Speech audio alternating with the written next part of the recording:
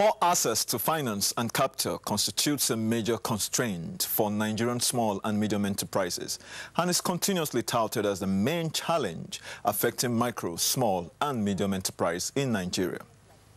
Nigeria's businesses are faced with high interest rates of government securities which act as disincentives to banks to intensify lending to micro, small, medium enterprise, MSMEs. Hence, SMEs' personal savings, contributions from family and friends as capital which largely proves inadequate. Hello and welcome. This is Business Matters. I am Stephen Ipalabo Lawson. Let's take our business update. On our business update this week, the Nigeria Maintenance and Reliability Conference, Exports Nigeria Seminar.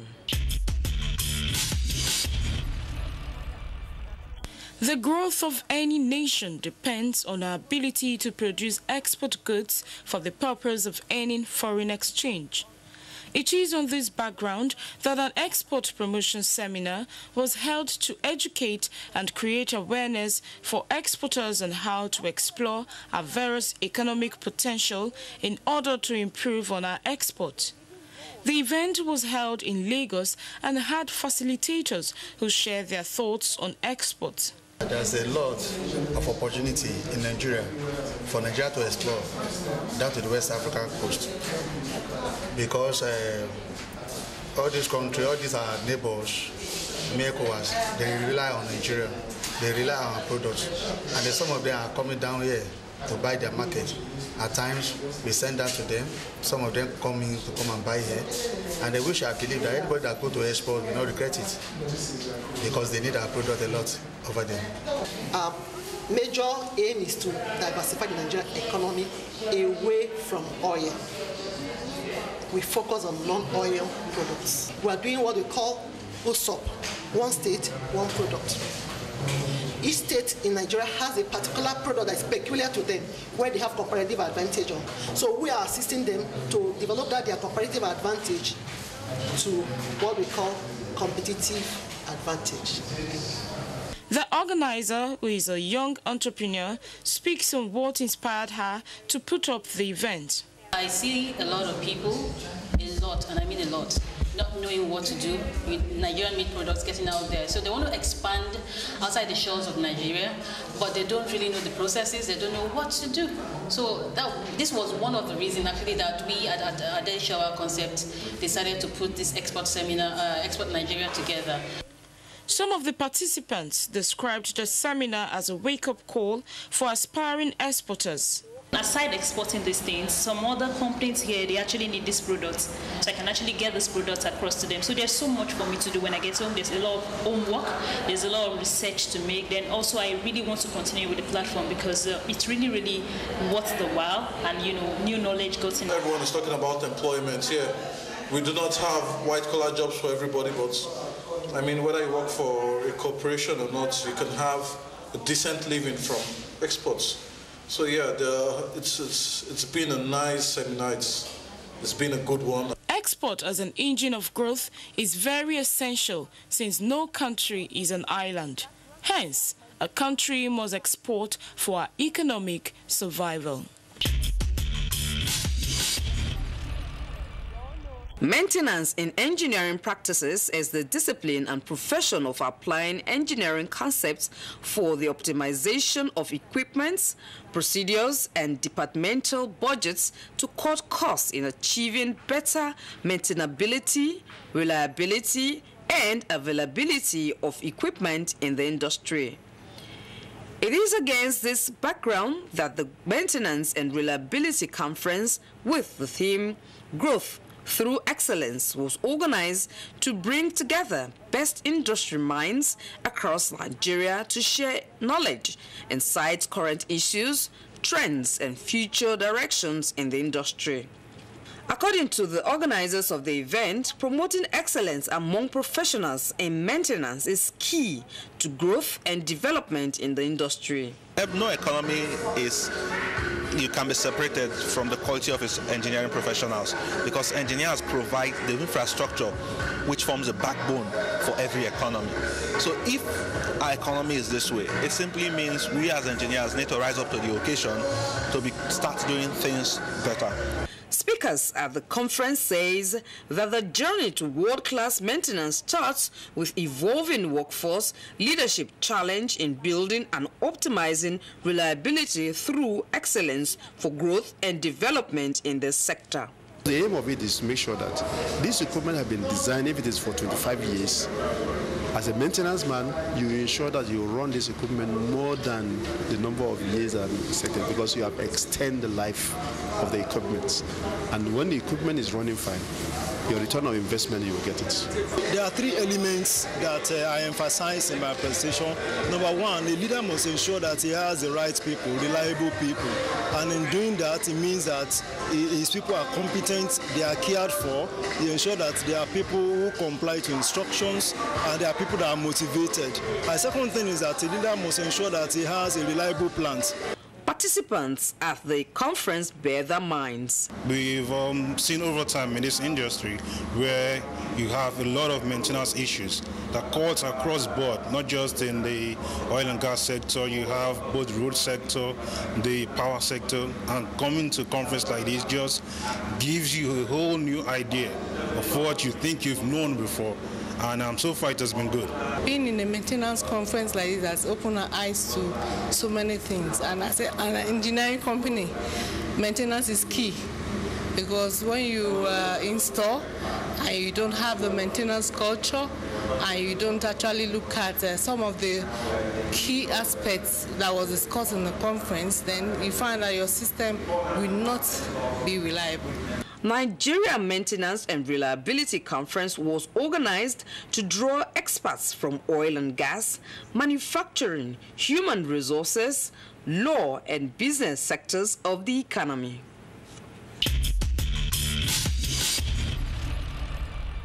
Up next, closing figures from the floor of the Nigeria Stock Exchange.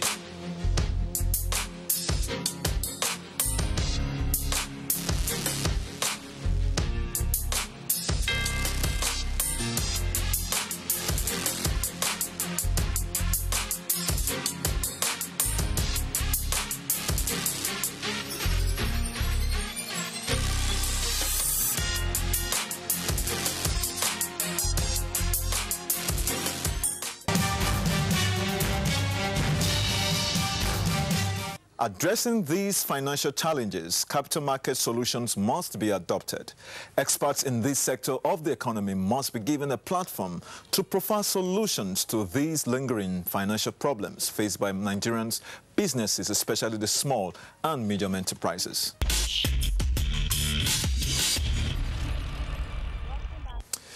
Hello, thank you for keeping tuned with us on Business Matters, Nigerians' premium platform for everything business.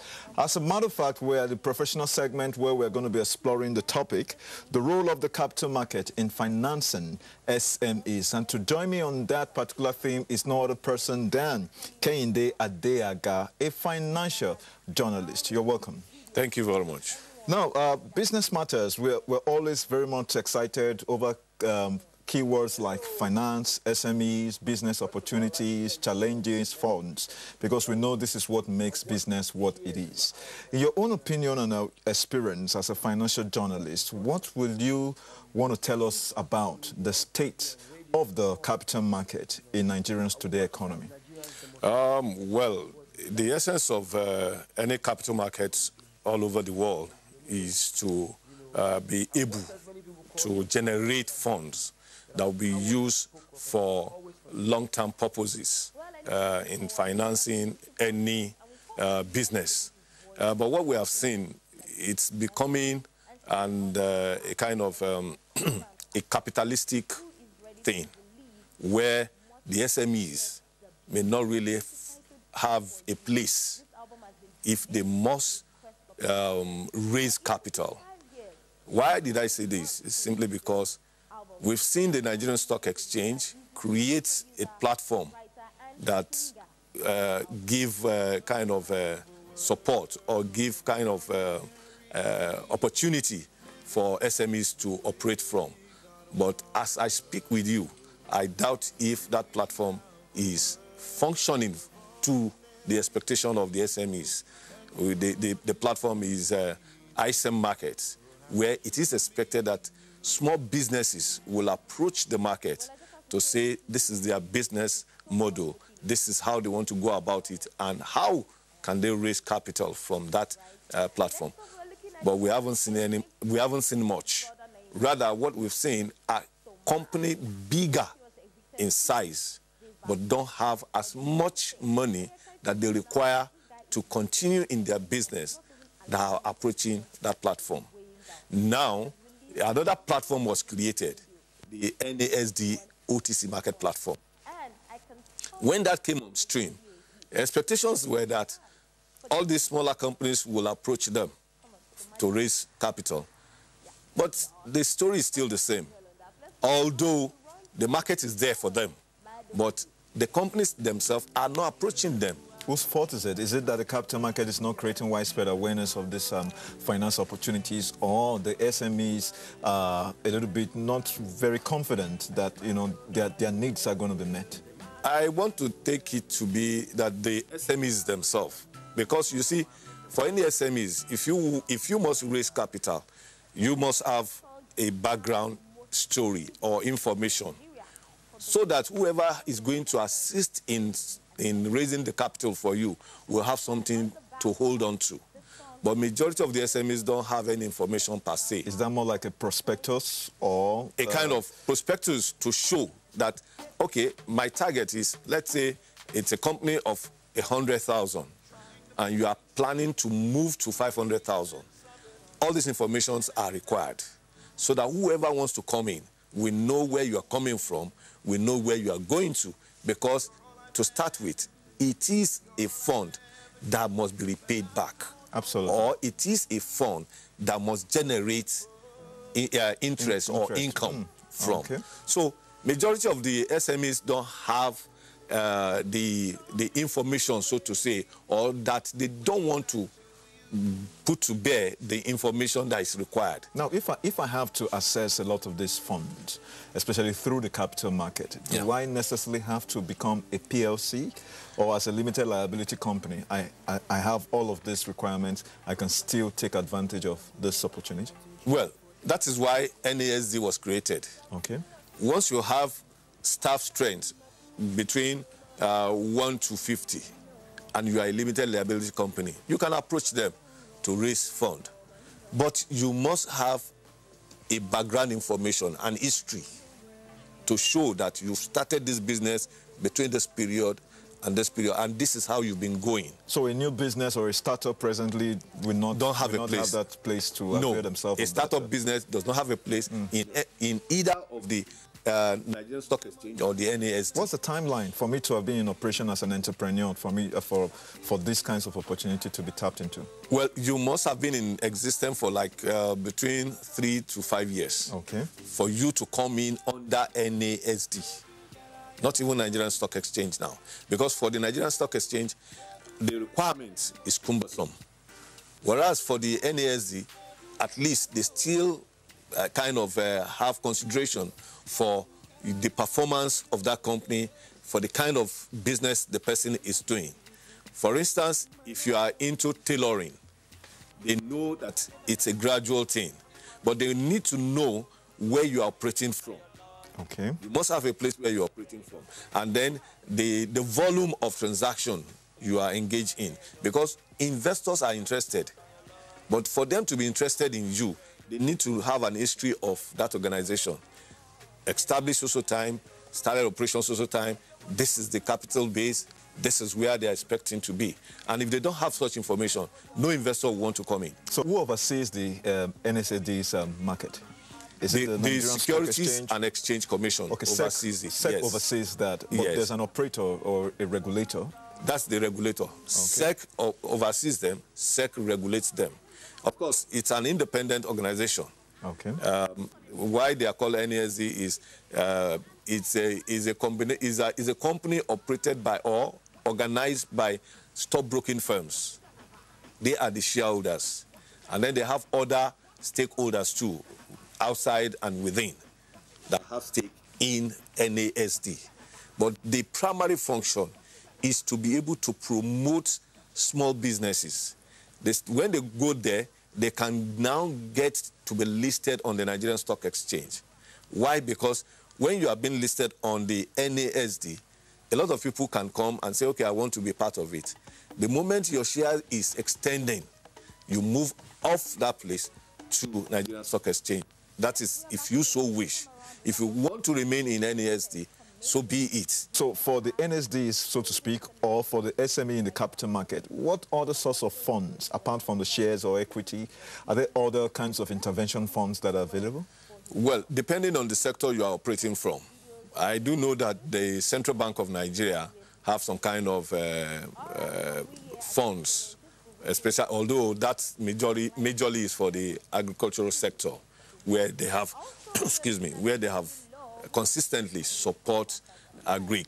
It's a fund that is meant for a long term, and it is a fund that's supposed to be given to you to help you continue in business, so that while you are in business, the economy is improving and there is generation of employment to Nigerians, and it's equally going into the GDP of the country. I want to ask a question that has to do with the alternative security markets and SMIDAN. Okay. Is there a collaboration? Because SMIDAN representing the voice of the small scales, the medium and small scale enterprises. Yeah. Is there some kind of collaboration that you are aware of so that these opportunities don't just go to waste? Yeah, I recall there was a time they organized a kind of a forum where the managing director of NASD was there to make a presentation. I expect that they would do a follow-up from the SMIDAN end to NASD, because for somebody to come to you and make a presentation, it means that person is willing to accept you. It is left for you to now walk into the person back and say, okay, you have spoken with us, we have agreed, how do we go about this? I don't think they are doing that. Because if they are, after that presentation, by now, the market, that is the NASD platform, should have swollen up. Are you aware of what the number of, so to speak, companies or SMEs that are majorly on that platform right now? I will give an instance. This I am aware of. In a place where you want businesses to grow and you are not providing the infrastructure, the owner of the company provide all the necessary infrastructure. And naturally, when the bottom line, or when they have to look at the cost, they transfer it to somebody. Who is that person? The end user. And they are competing with foreign goods that came in through zero interest. So how do they compete? If I borrow money to establish a business here and I'm producing certain products, and there is another person who is able to get funds cheaply outside the country, or got even the products from the company, from another company outside the country, and ship into this place and is selling with the same kind of product I have, is going to be selling at a cheap rate, while I cannot sell at a cheap rate because I provided the road for myself, the good road for accessibility. I provided the power that I'm generating. I provided for myself the water that I'm using myself. Everything I'm doing for myself, and it's costing me. Absolutely. So I cannot compete with somebody who just go outside, bring in already made goods to come and sell here. And you know, our mentality is, oh, foreign goods is the best. So they will prefer to buy that over mine, even when the cost of mine is down. It's low. And the quality, as a matter of fact, is comparable to any any best standard anywhere in the world. That is it. Anyway, that's a sad tale that we seem to put under a lot of the challenges that we face as business owners in this part of the world. Yeah. Because I know, for example, the BRIC region have actually advanced in trying to create a better business environment that can fast-track development, because it's all about creating jobs. Yeah. And the more jobs you create, the more of those populations who are able to work are better engaged. Exactly. That translates into taxes, which of course comes back into the economy. Yeah. Now, I'm going to ask you this as a final way to wrap up. A lot of people have made a case that finance is oftentimes the engine, you know, of any enterprise, while other people will lend their voice to the fact that the human resources is key. No doubt, you can say that there are two sides of a coin. Yeah, exactly. But where there is the financing opportunity for SMEs, and we know that SMEs are also the main engine room of any economy, would we be able to say that the issue of unemployment rate will be reduced, and then we'll see development in the country? You want to agree with that thought? Yes. If the level of employment will grow and the level of poverty will reduce in this country, first and foremost, the government must be willing and ready to provide the infrastructure that will make economy to grow, that will make business to thrive. If the roads are good, producers, manufacturers will get their goods and services to the end user at the right time. No cost will be incurred. If there is power to service the equipment to ensure that these things are done as at when due, no additional cost will go into it. And until our government is ready to face these challenges, we may not get anywhere. And that is the reason why we have always been shouting, talking about infrastructure. Developed countries are making it because they have infrastructures that they have put in place. And so the financing is not difficult, because a bank will give you finance 0%, because they know when they give you at 0%, the likelihood of you paying back the money is there. But when they give you at a higher rate, the more the rates they are giving you, the more the risk they are getting themselves involved. So it's the same thing. The banking business is the same thing all over, except that the level of risk that individual bank can take differs. For instance, the oil sector, you recall when some banks went into the oil and gas. Today they are suffering. Why? Because they went into it believing that the money will return. Of course, the interest they gave there is high. But when the money didn't return, they are the ones paying for it. You get it? So majority of them now don't want to go into oil and gas. But there are still some banks who are still into it. And they are into it because they have some other means of sustaining their balance sheet. You get it? Okay. So, all right. Anyway, thank you very much, Ken. There, guy. A financial journalist who has been doing excellently well. This topic, the role of capital market in financing SMEs, is one we will still be revisiting, because a lot of these ideas can help businesses out there to thrive. I want to say a big thank you very much for making the date you did on Business Matter. Well, that's so much we can take on this professional segment of Business Matter. Please stay with us. The program continues. Finally, on our business success tips.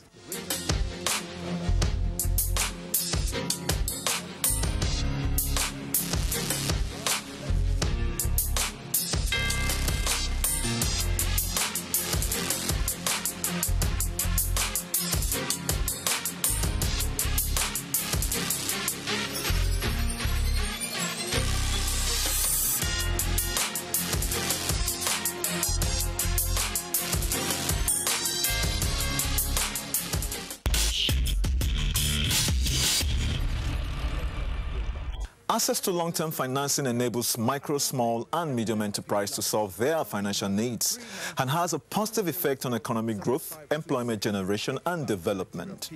That wraps up our package on this edition of Business Matters. Please do reach us on our different social media platforms. Till I come your way again next week, I remain Stephen Ipalabo Lawson. Thanks for watching.